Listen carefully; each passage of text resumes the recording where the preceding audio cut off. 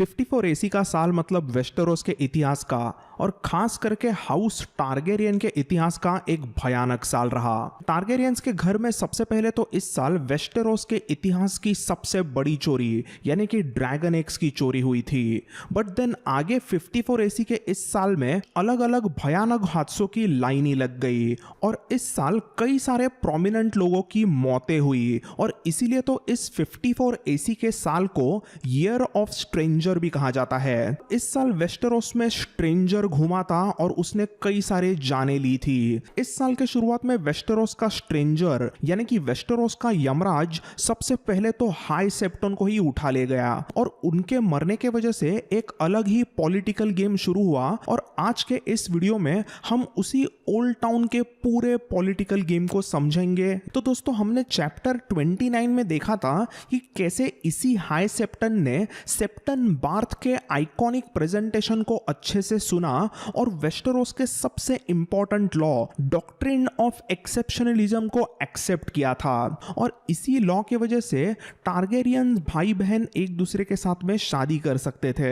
सो अभी ये हाई सेप्टन मर गया था और उसके वजह से एक बहुत बड़ा पावर गेम शुरू हो गया। तो अभी जब हाई सेप्टन मरता है तो उसकी रिप्लेसमेंट मोस्ट डिवाउट के 77 मेंबर्स की कमिटी सिलेक्ट करती है और ये होता है मेजॉरिटी के वोटिंग के जरिए। सो 77 मोस्ट डिवाउट के मेंबर्स की कमिटी ओल्ड टाउन के स्टारी सेप्ट में वोटिंग करती है और जिस भी कैंडिडेट को 2/3 ऑफ द वोट्स मिलते हैं वो बनता है नेक्स्ट हाई सेप्टन। अभी ये मामला थोड़ा सा ट्रिकी था क्योंकि समझदार किंग जहरिस को पता था कि जो भी नया हाई सेप्टन बनेगा वो आयरन थ्रोन पे बैठने वाले टारगेरियंस को सपोर्ट करे ऐसा ही होना चाहिए, क्योंकि अगर आयरन थ्रोन और हाई सेप्टन के बीच में अगर कुछ प्रॉब्लम्स होते हैं मतलब पूरा रेल्म जलता है, जो कि हमने पहले भी देखा है जब मेगोर और हाई सेप्टन के बीच में बड़े प्रॉब्लम्स हुए थे। सो ये बात सरासर जाहिर थी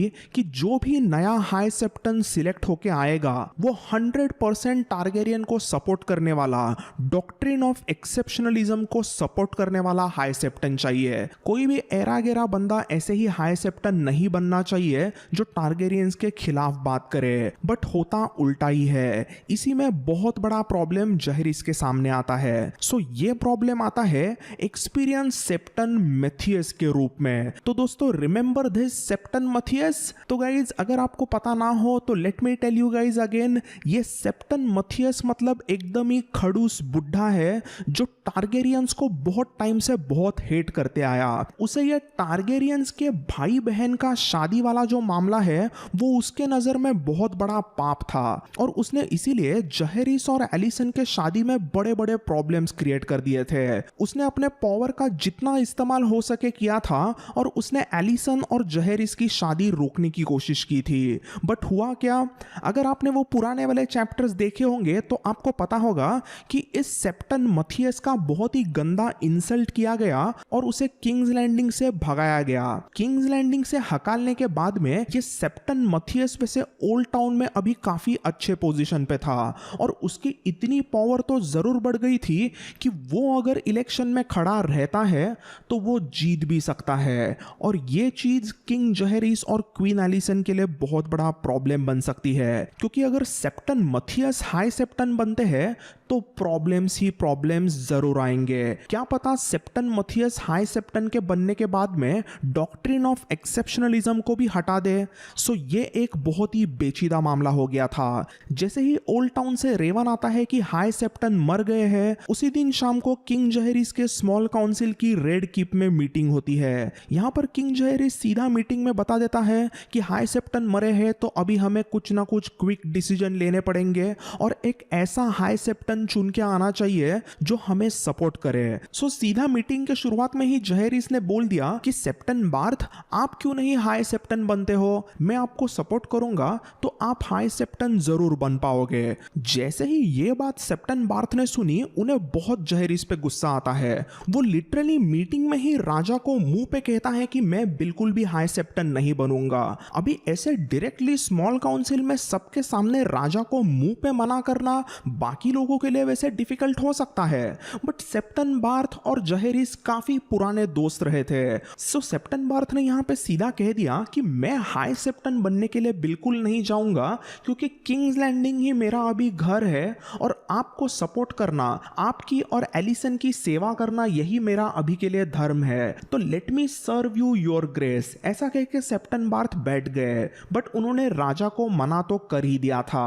तो अभी जहेरिस भी थोड़ा सा सैड हो गया, बट वो भी सोचने लग गया कि अभी करे तो क्या करे। देन फिर यहाँ पर मीटिंग में Master of coin finance minister Rego draws ने बोला कि अरे ये तो बिल्कुल भी बड़ी प्रॉब्लम नहीं है, ये एकदम सिंपल है। अपने तिजोरी में से सोना निकालो और मोस्ट डिवाउट के कई सारे लोगों को वो गोल्ड देके जिसको चाहिए उसे हाई सेप्टन बना दो। सिंपल इट इज, सिर्फ ब्राइब देते रहो और वोट लेते रहो। ये सुनने के बाद में सेप्टन बार्थ वापस चिढ़ गए और उन्होंने कहा अरे भाई रेगो, वो मोस्ट डिवाउट के मेंबर्स है। फेथ ऑफ द सेवन के पूरे वेस्टेरोस में से जो भी एकदम टॉप मोस्ट सेप्टन्स होते हैं, उन 77 सेप्टन्स को मोस्ट डिवाउट में लिया जाता है। उन्हें ऐसे पैसों से खरीद नहीं सकते, और वो मान भी लिए तो भी ऐसा घिनौना प्लान हमें करना नहीं चाहिए। बट रेगो ने हमेशा की तरह अपने अंदाज में जवाब देते हुए कहा अरे सेप्टन बार्थ जी,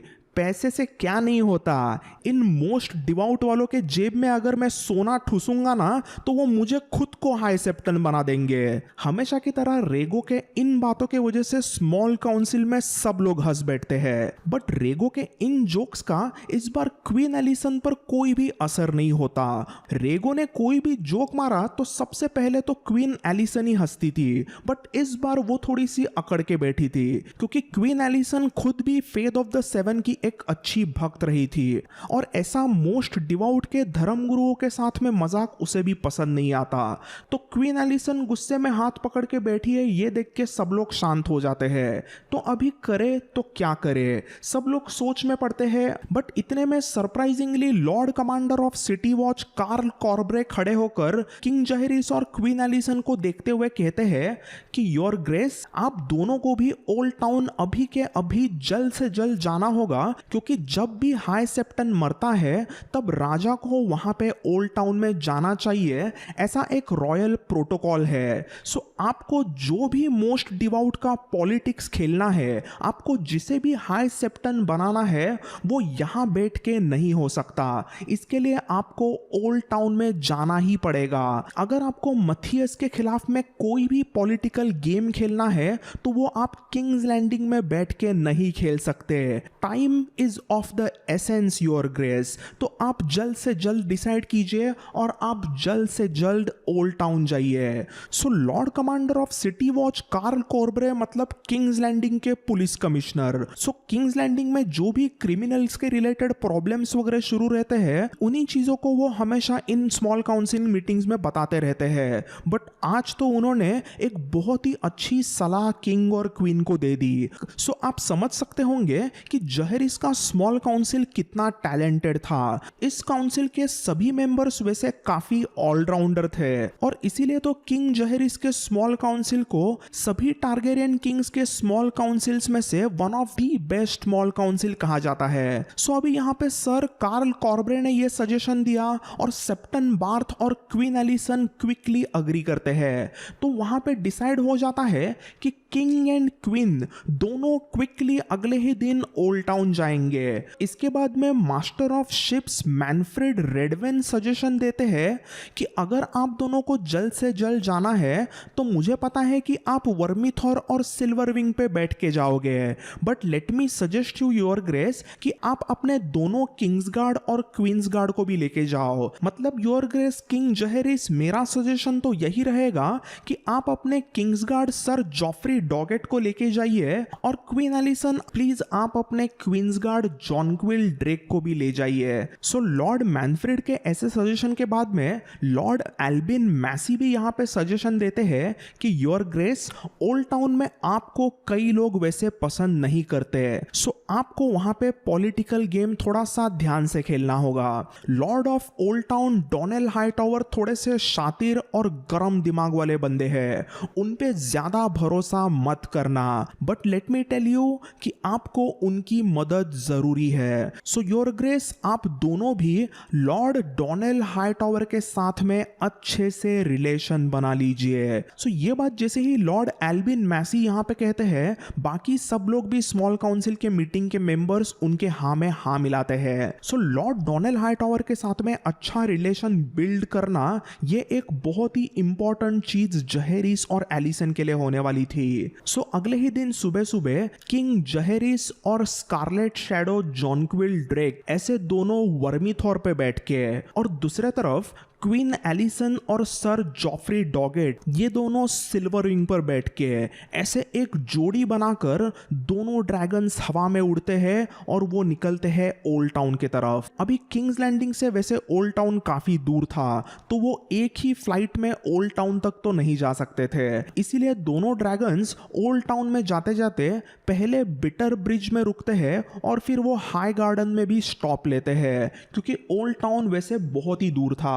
वैसे एक दो स्टॉप्स लेने के बाद में इवेंचुअली यही कुछ 36 घंटों के बाद में दोनों ड्रैगन्स ओल्ड टाउन से यही कुछ 7-8 किलोमीटर पीछे थे। सो ओल्ड टाउन में यही कुछ शाम के 5-6 बजे थे और ओल्ड टाउन के लाखों लोग अपने अपने काम में बिजी थे, बट अचानक से उन्हें दो ड्रैगन्स की भयानक चीखें सुनाई देती है और ओल्ड टाउन वासियों की तो पूरी तरह से फट जाती है। अभी ड्रैगन्स की आवाजें आ रही है और हवा में यहाँ वहाँ थोड़ी आग दिख रही है, तो वैसे कई लोगों की फट जाए, बट कुछ लोग दो ड्रैगन्स हवा में है ये देख के काफी एक्साइटेड थे, क्योंकि उन्हें भी पता था कि मोस्टली किंग जहेरिस और क्वीन एलिसन आए होंगे। सो पहले तो वर्मीथॉर और सिल्वरविंग दोनों भी ओल्ड टाउन के यहाँ वहाँ चक्कर काटते हैं, बट इवेंचुअली राजा जहेरिस अपने प्रजा के पास में स्टारी सेप्ट के यहाँ पे वर्मीथॉर को लैंड करता है। बट दूसरे तरफ क्वीन एलिसन एक बहुत ही बड़ा पावर मूव करती है। क्वीन एलिसन सीधा सिल्वरविंग को लेके ओल्ड टाउन के फेमस हाई टावर पे ही लैंड करती है और उस हाई टावर के एकदम टॉप पे सिल्वरविंग जोर जोर से पंखों को फड़फड़ाने लगता है। It was a sight to behold. सब लोग देखते हैं कि कैसे क्वीन एलिसन की सिल्वरविंग हाई टावर के टावर पे वहां पे बैठी हुई है। दूसरे तरफ किंग जहेरिस हजारों लोगों के बीच में एक स्पीच देने लगता है। वो कहता है कि कैसे हाई सेप्टन के मरने के वजह से जहेरिस को बेहद दुख हुआ। वो यहाँ पे हजारों के भीड़ के सामने उन्हें सबको बताता है कि कैसे जहेरिस फेथ ऑफ द सेवन की पूजा करता आया और कैसे उसके लिए नया हाई सेप्टन कौन होगा यह बहुत इंपॉर्टेंट है। जब तक मोस्ट डिवाउट नया हाई सेप्टन सिलेक्ट करेंगे तब तक मैं जहेरिस और मेरी प्यारी पत्नी क्वीन एलिसन यहीं पे ओल्ड टाउन में रहेंगे। और तो और यहाँ पर किंग्स एंड क्वींस कोर्ट रखा जाएगा जहां पर आप सभी के प्रॉब्लम्स को मैं यहां पर सुनूंगा और उसके बाद मैं उन सभी प्रॉब्लम्स का सॉल्यूशन ढूंढने की भी मैं कोशिश करूंगा। जब तक नया हाई सेप्टन नहीं आता तब तक मैं किंग जहेरिस आपके साथ में यहीं पे एक ओल्ड टाउनर बन के रहूंगा। जैसे ही ऐसी सब बातें किंग जहेरिस ने कही, हजारों लोग एकदम ताली और सीटी मारने लगते हैं, क्योंकि वो भी खुश हो जाते हैं कि अभी किंग जहेरिस और क्वीन एलिसन ओल्ड टाउन में कुछ टाइम के लिए रहने वाले हैं। सो इसके बाद में क्वीन एलिसन और किंग जहेरिस दोनों भी लॉर्ड डोनेल हाई टावर के मेहमान बन के उनके हाई टावर में रहने लगते हैं। पहले एक दो दिन ये डोनेल हाई टावर एलिसन और जहेरिस के साथ में थोड़ा सा गलत बर्ताव कर रहा था, क्योंकि डोनेल एक थोड़ा सा खड़ूस इंसान था। वो किसी को भी ऐसे ही एकदम अच्छे से एंटरटेन नहीं करता था, बट जैसे जैसे उसकी जहेरिस और एलिसन के साथ में मीटिंग्स होने लग, वैसे वैसे दोनों टारगेरियंस डोनेल को बेहद खुश करने लगते हैं, क्योंकि आफ्टर ऑल जहेरिस और एलिसन दोनों का भी एक अलग ही करिश्मा है। So let me tell you कि इन मीटिंग में डोनेल के दो पोते यूस्टस और नॉर्मन भी होते हैं, और इसमें हम जानते हैं कि ये नॉर्मन हाइटॉवर मतलब एक नंबर का लौंडियाबाज। इस नॉर्मन हाइटॉवर की यहाँ पे इतनी डेयरिंग थी कि भाई साहब सीधा क्वीन एलिसन पे ही लाइन मार रहा था। अब हाइटॉवर की मेहमान है, इसलिए एलिसन ने भी उसके साथ थोड़ा बहुत फ्लर्ट मजे के लिए कर ही लिया था। एनीवेज ऐसे ही जहेरिस और डोनेल हाइटॉवर के बीच में मीटिंग शुरू रही थी, और धीरे धीरे जहेरिस ने इस डोनेल हाइटॉवर को अपने तरफ करना शुरू कर दिया था।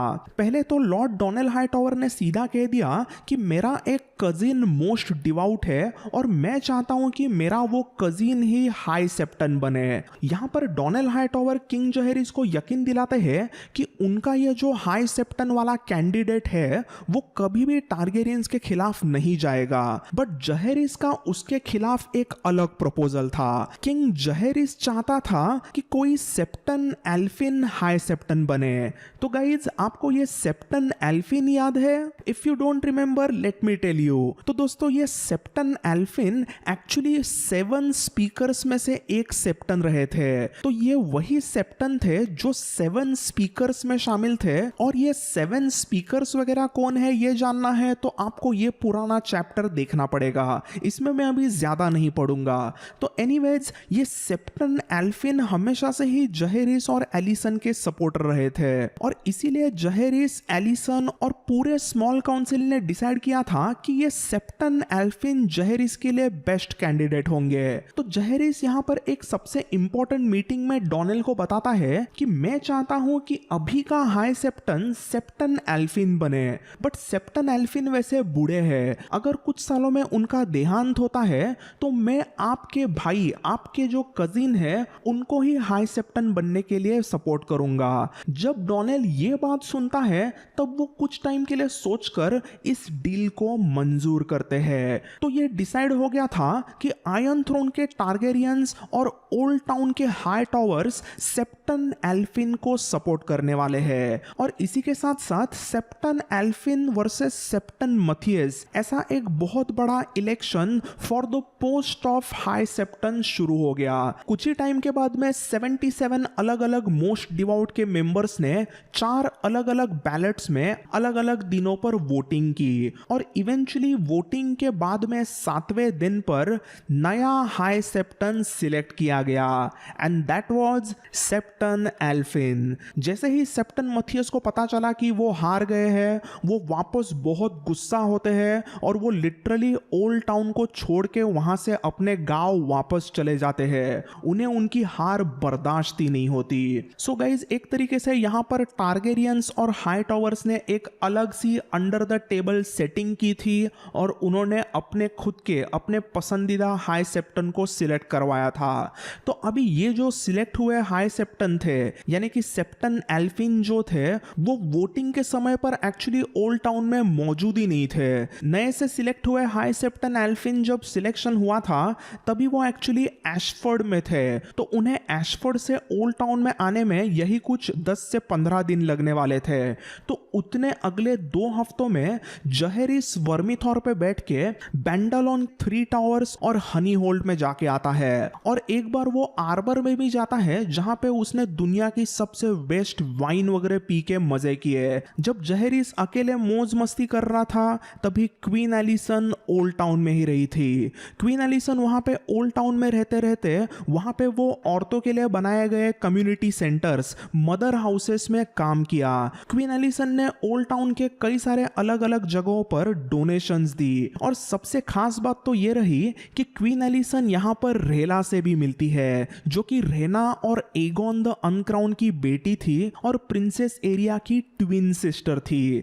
इसी के साथ साथ क्वीन एलिसन ओल्ड टाउन के लेजेंडरी लाइब्रेरी में खो जाती है। वहां पर जाकर वो कई सारी अलग अलग बुक्स को पढ़ती है, और वो कई सारी अलग अलग बुक्स को अपने बैग में पैक करके लेती है ताकि वो किंग्स लैंडिंग में लेकर उसे जाके पढ़े। इसी में सिटाडेल के एक छोटे से फंक्शन में वो सीधा सिटाडेल के मेस्टर्स को कहती है कि आप सिटाडेल में औरतों को भी शामिल करना शुरू कर दो। तो यूजुअली सिटाडेल में 99% तो मर्द ही होते हैं और औरतों को वहां पे आना बिल्कुल भी मना था। तो लिटरली क्वीन एलिसन सिटाडेल में ऐसे पढ़ाई करने वाली सबसे पहली औरत थी, ऐसा बोलना गलत नहीं होगा।